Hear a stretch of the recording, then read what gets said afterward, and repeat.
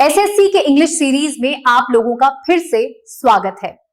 14 सितंबर shift 1 पहला है select the most appropriate option to fill in the blank. Doctor APJ Abdul Kalam was a great man with a high level of blank. तो देखो, जब अब्दुल कलाम एक महान आदमी थे तो उनका किस चीज में हाई लेवल हो सकता है? तो इंटेलिजेंट ह्यूमर, यानी कि ह्यूमर में, बुद्धिमान हास्य में तो ये नहीं हो सकता। वाइज बोर्डम, तो इसमें बुद्धिमान भी बोल रहा है और उदासी भी बोल रहा है, तो ये तो तुम्हारा कॉन्ट्राडिक्शन वाला हो गया, तो ये नहीं होगा। इंटेलेक्ट, इंटेलेक्ट तुम्हारा होता है बुद्धि। बुद्धि यानी कि जो अच्छे तरह से सोचने समझने और तर्क करने की क्षमता हो जिसमें, तो यहाँ पर इंटेलेक्ट यहाँ पे करेक्ट सेंस देता है कि जिनमें अच्छे से सोचने समझने और तर्क करने की क्षमता हो। इसके अलावा क्लेवर फैटिक, यानी कि चालाक थकान, तो ये भी कॉन्ट्राडिक्शन दे रहा है, तो ये भी नहीं होगा, इसलिए इसमें इंटेलेक्ट करेक्ट हो जाएगा। The following sentence contains some errors, select the option that correctly rectifies the error. The forces that generate, देखो forces भी गलत है, फिर generate भी गलत है। conditions conducive, conducive इसमें गलत है।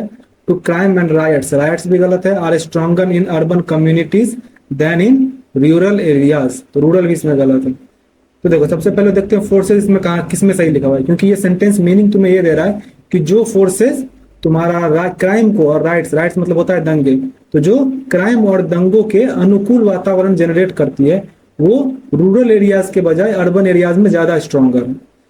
तो देखते हैं, पहले तो फोर्सेस, फोर्सेस इसमें गलत लिखा हुआ है, फिर इन तीनों में फोर्सेस सही लिखा है। बाकी देखते हैं, जनरेट इसमें गलत लिखा है, इन दोनों में से सिर्फ इसमें सही लिखा हुआ है, इसमें भी गलत लिखा है। उसके अलावा कंड्यूसिव, कंड्यूसिव इसमें सही लिखा है, इसमें गलत है। कंड्यूसिव का मतलब होता है अनुकूल, जैसे मैंने बताया ना कि क्राइम और राइट्स के अनुकूल वातावरण जनरेट करती है, तो कंड्यूसिव का मतलब होता है अनुकूल। To crime and right, rights मतलब दंगे, are stronger in urban communities than in rural areas, यानी ग्रामीण इलाकों के तुलना में शहरी इलाके वहां पे ज्यादा मजबूत है। इस तरह से तुम्हारा सी करेक्ट हो जाएगा। Select the most appropriate option that can substitute the underlined segment in the given sentence. I found my teachers points casual and informal in the group discussion.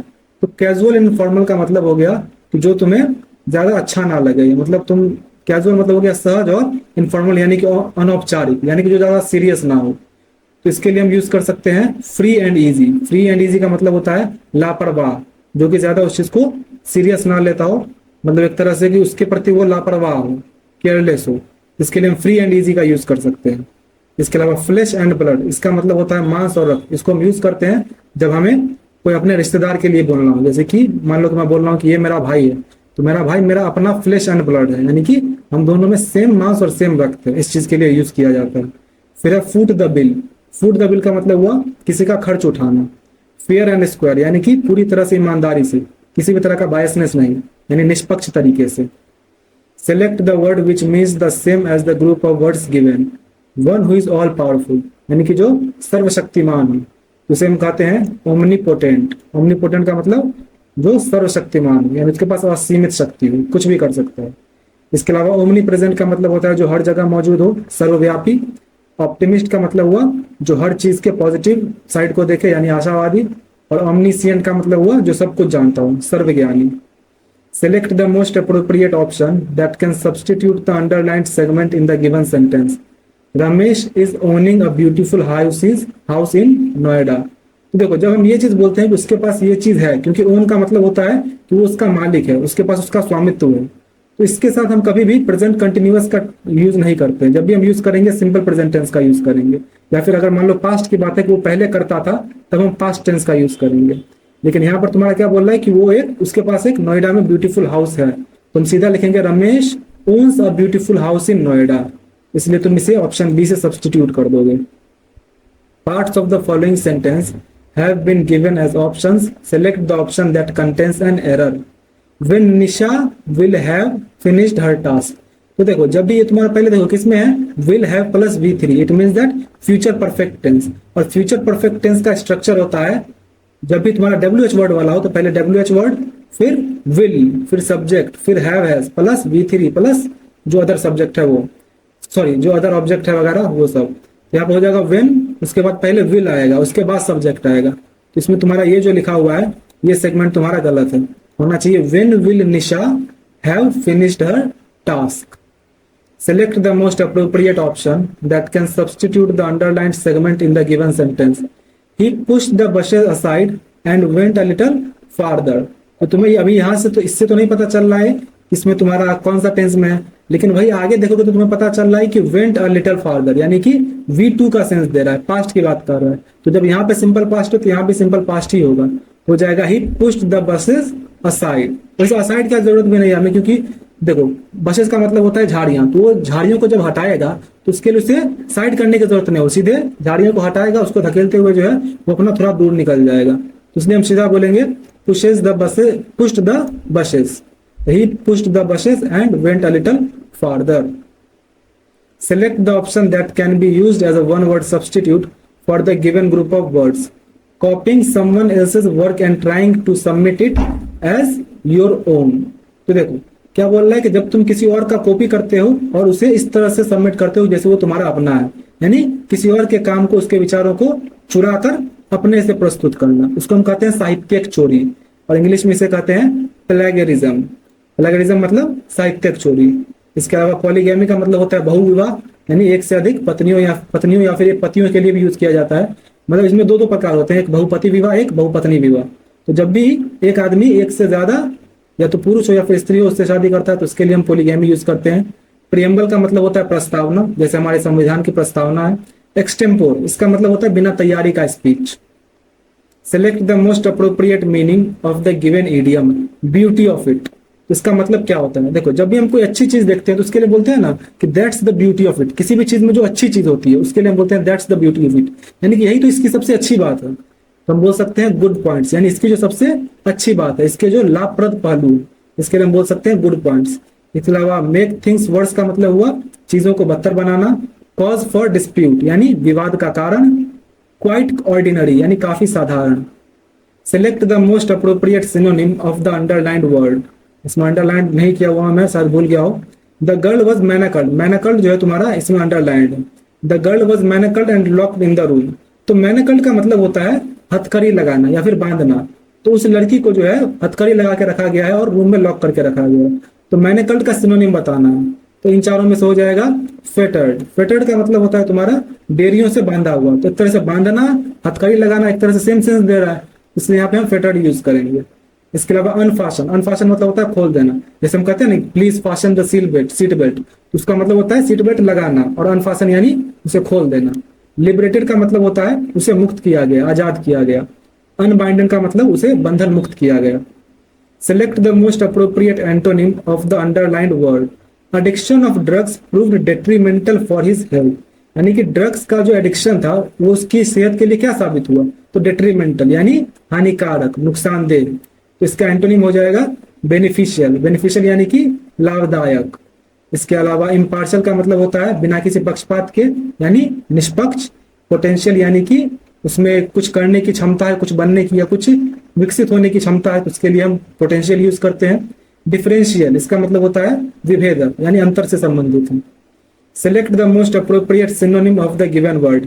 Plunge, plunge का मतलब होता है डुबकी लगाना, जैसे पानी वगैरह में या फिर कहीं से अचानक तेजी से नीचे गिरने के सेंस में हम यूज करते हैं। मेनली पानी के सेंस में यूज करते हैं जब हम पानी में डुबकी वगैरह लगाते हैं। तो इसका सिनोनिम हो जाएगा डाइव। डाइव का मतलब होता है गोता लगाना, तो गोता लगाना या फिर पानी में डुबकी लगाना एक ही सेंस देता है, तो यहाँ पे डाइव हो जाएगा।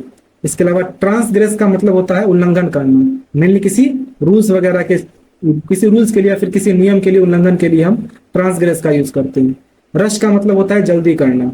फ्लाई का मतलब हवा में उड़ना। Select the incorrectly spelled word.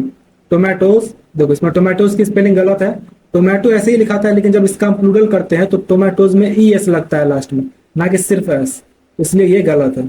इसके अलावा वेदर यानी मौसम सही है, व्हीकल यानी वाहन ये भी सही है, और प्रोफेसर यानी प्रोफेसर ये भी सही है।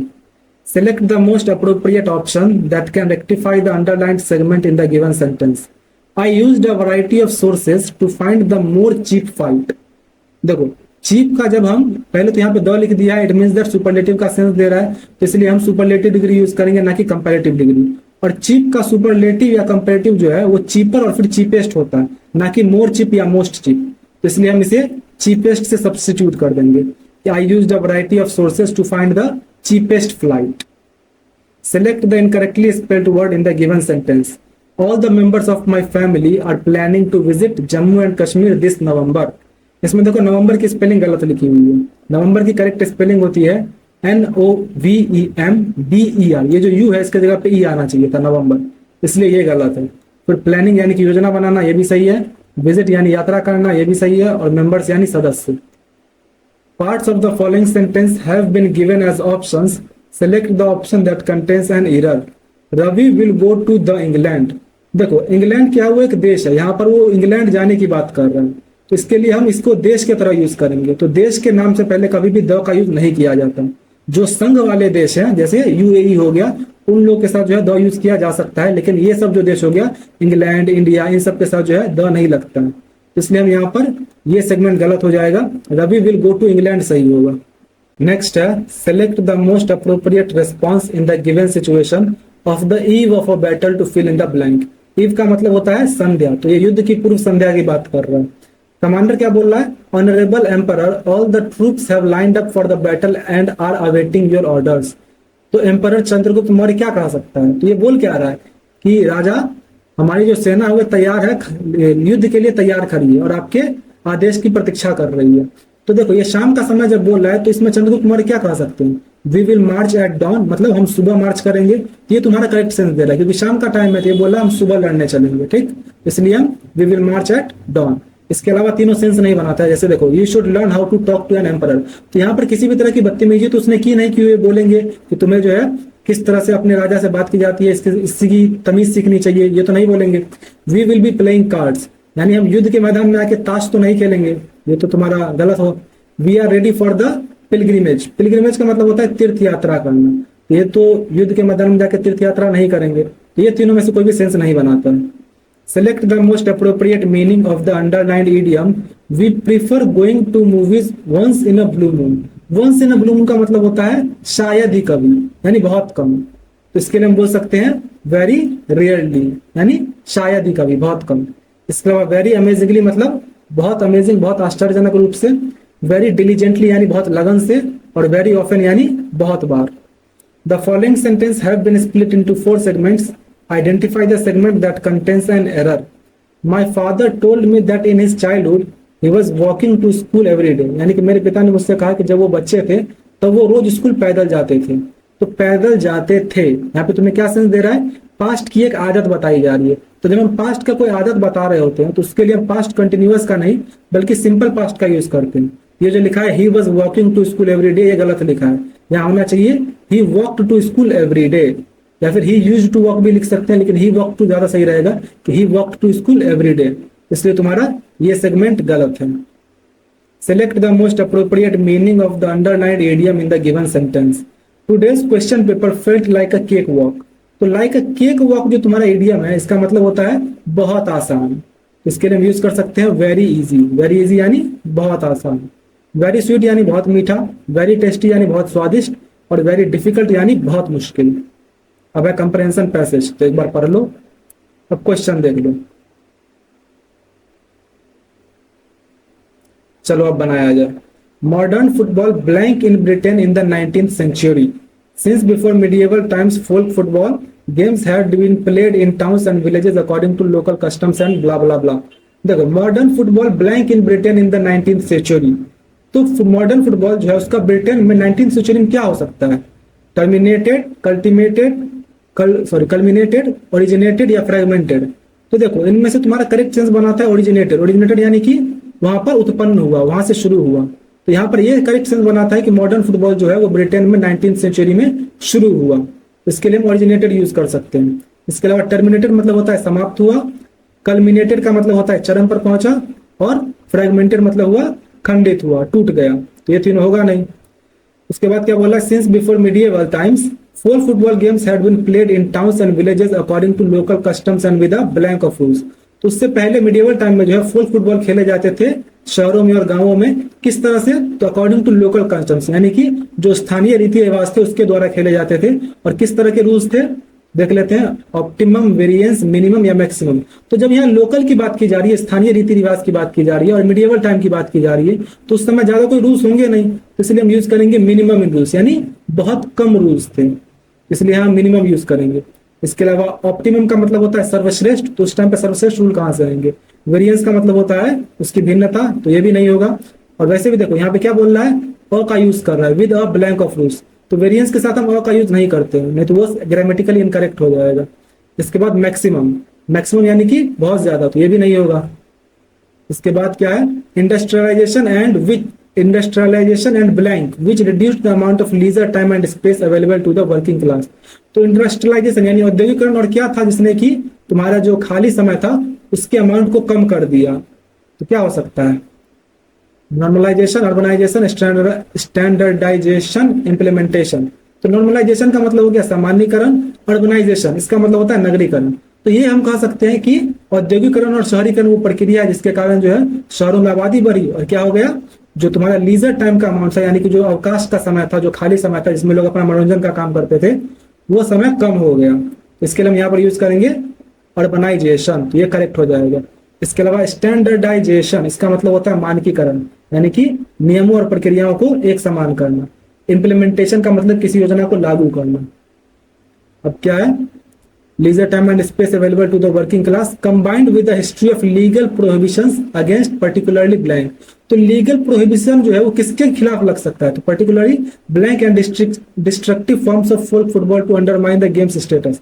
तो देखो लीगल जो प्रोहिबिशन है यानी कि तुम्हारा वैध रूप से जो तुम्हारा प्रोहिबिशन होता है, प्रोहिबिशन को बोलते हैं प्रतिबंध। तो जो कानूनी प्रतिबंध लगते हैं वो किन खेलों के खिलाफ लग सकते हैं, देख लेते हैं। ट्रेसेस, अंडर करेंट्स, काम या वायलेंट। तो वायलेंट जो तुम्हारे हिंसक खेल होंगे उसके खिलाफ कानूनी प्रतिबंध लगाए जा सकते हैं। और वैसे भी यहाँ पे आगे डिस्ट्रक्टिव का यूज कर रहा है, डिस्ट्रक्टिव मतलब होता है विनाशकारी, तो इसके पहले हम वायलेंट का यूज कर सकते हैं कि particularly violent and destructive forms of folk football, यहाँ पे हो जाएगा वायलेंट। इसके अलावा वर्ड्स का मतलब जान लो। ट्रेसेस, ट्रेसेस मतलब होता है उसका निशान। अंडर करेंट्स यानी अंतरधाराएं, और काम का मतलब शांत। नेक्स्ट क्या है, some allow each school had its own rules, some allowed limited handling of the ball and others did not. The blank in rules made it difficult for public school boys entering university to continue playing except with former schoolmates. तो देखो ये क्या बोल रहा है कि हर school का जो है अपना अपना नियम है, तो इस वजह से जो है जो भिन्न भिन्न स्कूल के बच्चे हैं वो क्या नहीं कर पा रहे। तो ग्राउंड, ग्रंट, वेरिएंस या कंट्रोल, यहाँ पे क्या सेंस दे रहा है, द ब्लैंक इन रूल्स। तो जो तुम्हारे अलग अलग रूल्स, अलग अलग स्कूल में जो अलग अलग रूल्स हैं उनकी वजह से वो लोग नहीं मिल पा रहे हैं। तो रूल्स में यहाँ पे क्या है, विविधता है। इसके लिए हम क्या बोल सकते हैं इनमें से, तो हम यूज कर सकते हैं वेरिएंस। वेरिएंस का मतलब होता है उनमें जो विविधता है, उनमें जो भिन्नता है, उस वजह से जो अलग अलग स्कूल के छात्र हैं वो एक दूसरे के साथ नहीं खेल पाते हैं, इसलिए यहाँ पे वेरिएंस हो जाएगा। इसके अलावा ग्राउस का मतलब होता है शिकायत, ग्रंट का मतलब हुआ घुर्राना, मतलब एक तरह से आवाज निकालना मुंह से, गुस्से वाला, और कंट्रोल का मतलब होता है नियंत्रण। तो इस तरह ये कंप्लीट हुआ। आपका जो भी स्कोर हुआ कमेंट कर दीजिए। मिलते हैं नेक्स्ट वीडियो में।